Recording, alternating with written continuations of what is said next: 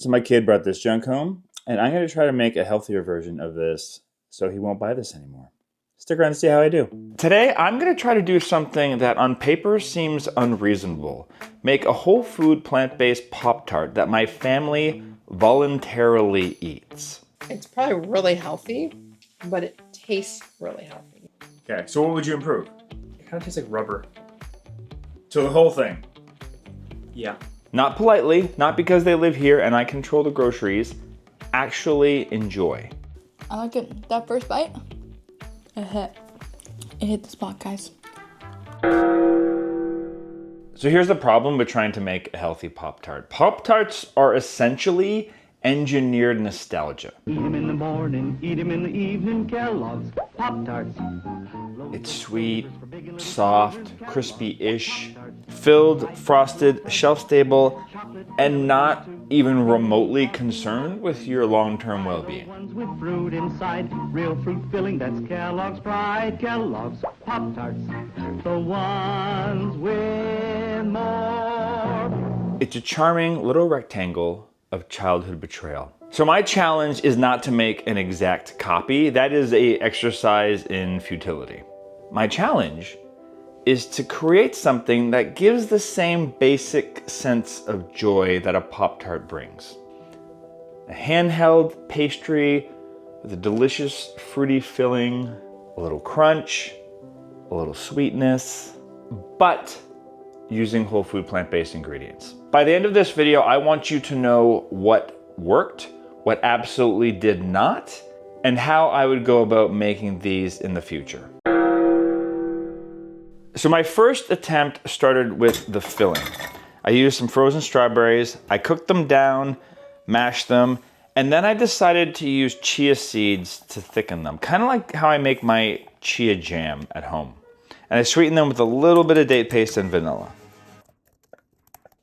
For the crust, I was inspired by a recent review that we had done of Javant Benton's Make Your Own cookbook. He had these Jamaican pie patties, and I just really liked how that dough played, worked.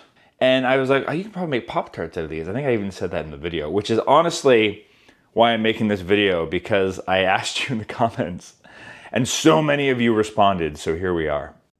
I will put the ingredients on the screen, but that crust is essentially almond flour, arrowroot, flax egg, and I decided to add some cinnamon because I thought that would be the thing that would make it more of a sweet crust. We'll get to that problem.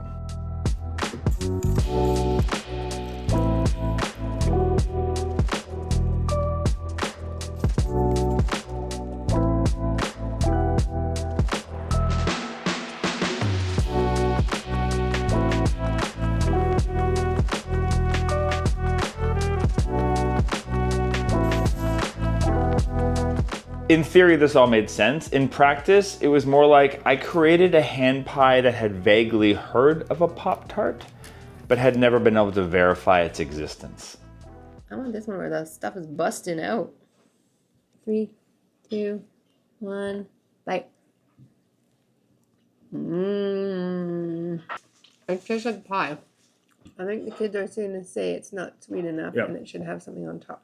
And there's no icing or sprinkles. Not crispy enough.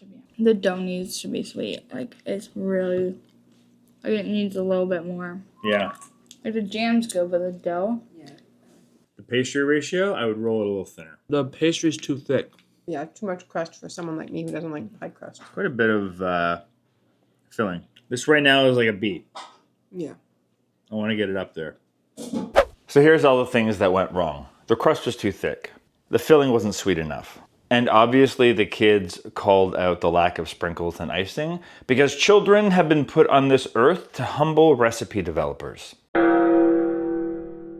So attempt 2 was me trying to solve some of the biggest problems that came with my first attempt, which was a thinner crust or dough. More sweetness, thicker filling, and generally speaking, just more of a Pop-Tart vibe. So for the crust, this time I decided to go back to the drawing board, and I looked online for a lot of other suggestions. Forks Over Knives recently put a hand pie recipe, in their magazine, and I looked at a bunch of others and kind of created a version that I thought would do the trick. Whole wheat flour, oats, cornstarch, flax, and cashew butter. So it's still whole food plant-based, it's still completely oil-free.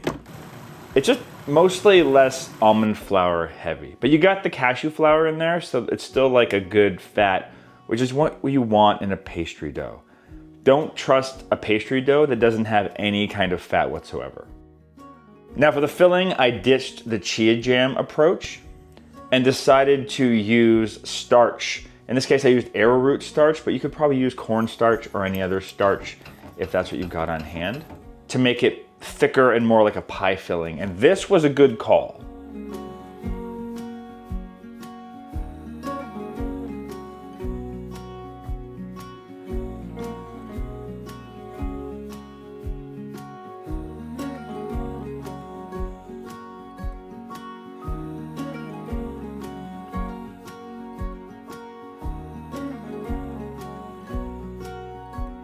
A little bit of plant milk, and then sprinkle with some coconut sugar.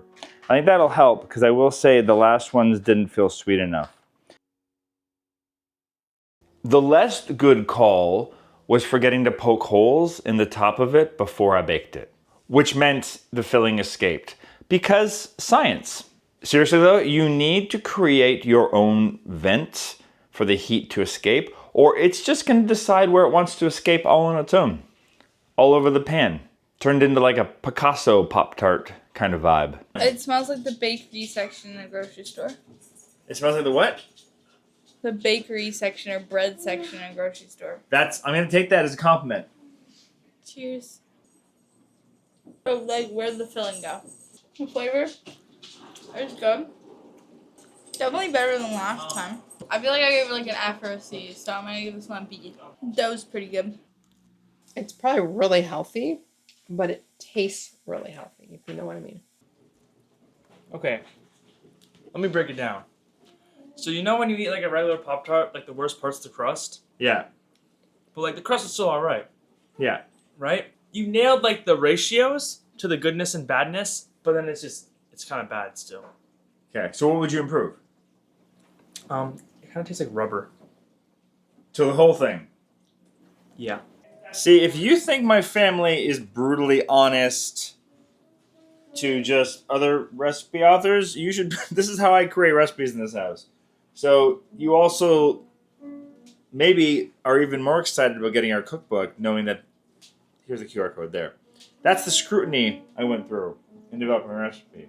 So attempt 2 was definitely progress, but not a victory. The crust was better structurally. It needed more filling. And the dough had to stop tasting like it was reminding me of my cholesterol goals.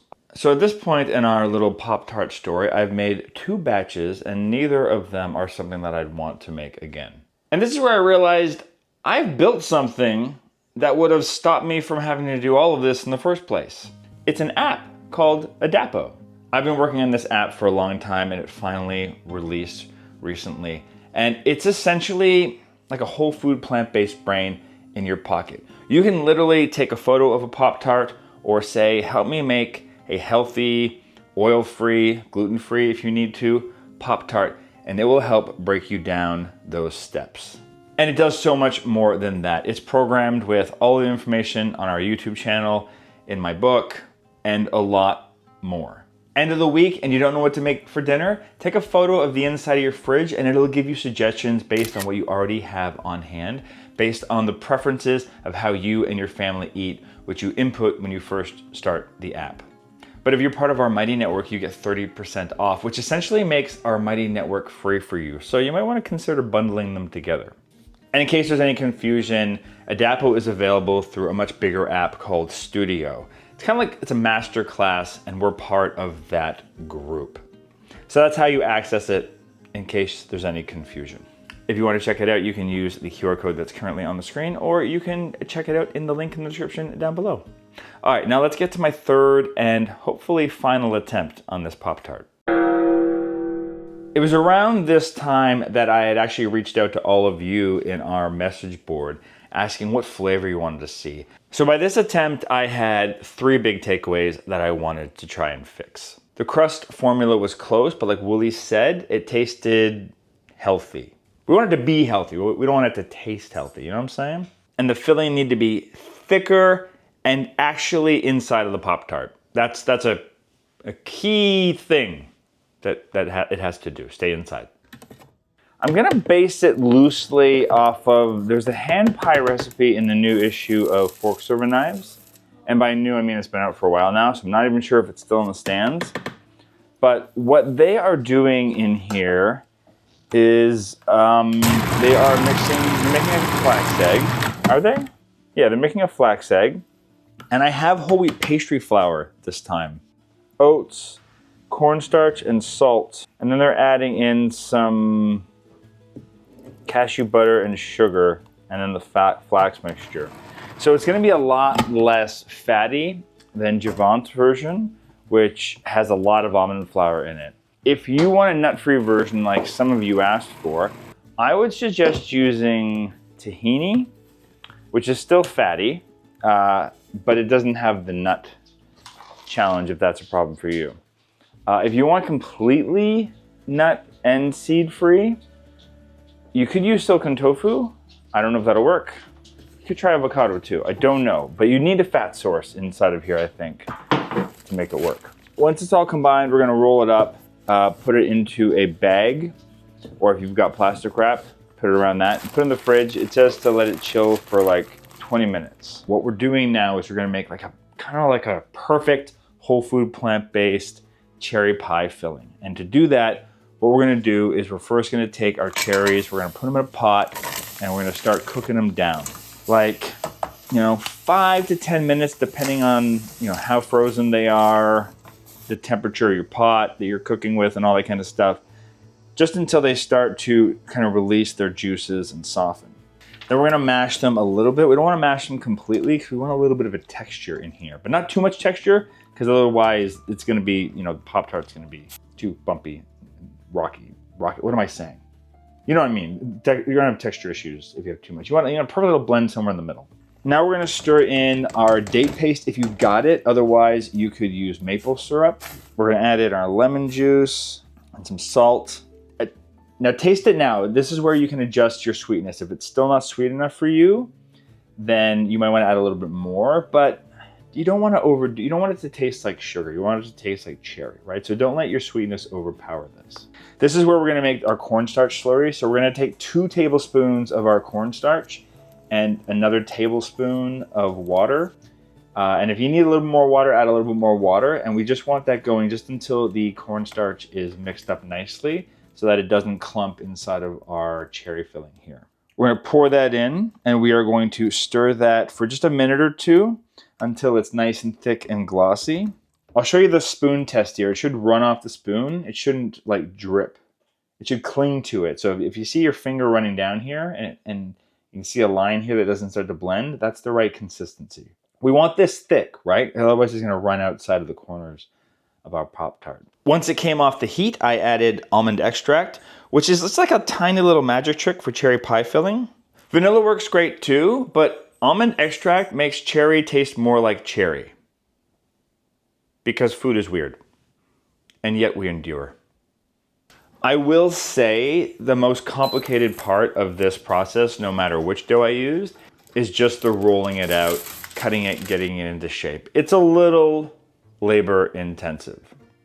Put some music on, put your favorite PB with J video on in the background, and just like enjoy the process. The big takeaway I took too was just rolling it thinner. If the crust is too thick, it does not feel like a Pop-Tart. It feels like a weird breakfast calzone, which now that I'm saying it, sounds really delicious actually, and maybe now I want to make a breakfast calzone. That could be a fun recipe to play with. Let me know in the comments down below. I don't know what that would be, but I bet you I can use my Adapo app to figure it out. Now once you've loaded it all in, you flipped it over, crimped the edges, please do not forget the most crucial step, cut holes in the top. I learned this for all of us. You're welcome.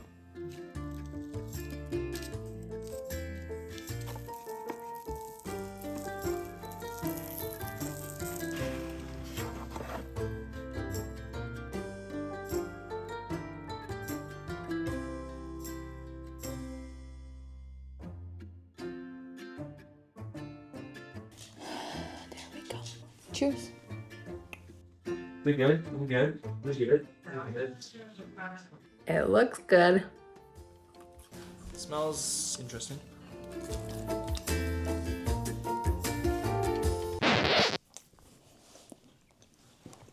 It's good. Mmm. Pretty good. Yeah. I like it. That first bite, it hit the spot, guys. Definitely the best version so far. Definitely would be better with ice cream, but it was the best one you've made so far. Yeah, these are good. There's gonna be no Pop-Tart left for anybody else. They're all gonna be gone. Hey, where'd the Pop-Tart go? I don't know. I think this is an A. And that's compared to the last one. So yeah. Filling is filled.